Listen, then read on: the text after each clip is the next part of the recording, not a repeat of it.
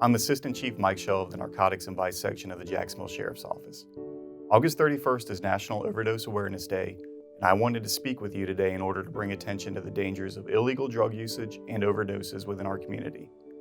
I'm going to share some sobering statistics, I'm going to speak about what the Jacksonville Sheriff's Office is doing to investigate these crimes, and I'm going to share some public safety information. In 2021, the Jacksonville Sheriff's Office investigated 409 overdose deaths. Nationally, there were over 107,000. Every one of these victims is someone's family member, a son or daughter, a mother or father. Each victim leaves behind loved ones wanting answers and searching for justice. At the Jacksonville Sheriff's Office, we have a dedicated unit of highly skilled detectives whose sole job is to investigate each of these deaths. The Overdose Death Investigation Unit's goal in each of these cases is to identify the drug distributor who provided the illegal narcotics to the victim and ultimately caused the victim's death. These are complex cases and are investigated using a wide variety of techniques. Once that distributor is identified, we work with the State Attorney's Office to bring criminal charges against the distributor, to include the possibility of charging the distributor with murder. This is an important message to those who choose to distribute illegal drugs.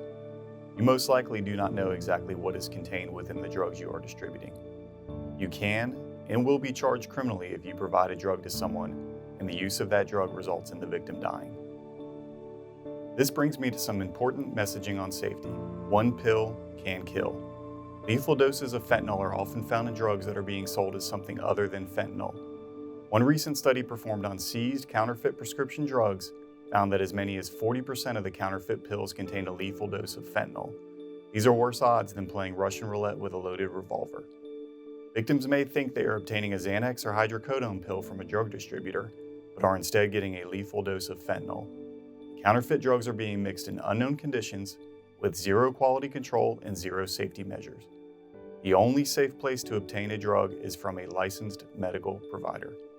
I also want to discuss the use of Narcan or naloxone within our community. This is an amazing life-saving drug that can reverse the effects of an opiate during an overdose. It is important to recognize that this reversal is temporary, and emergency medical attention is still needed for the victim who is experiencing the overdose.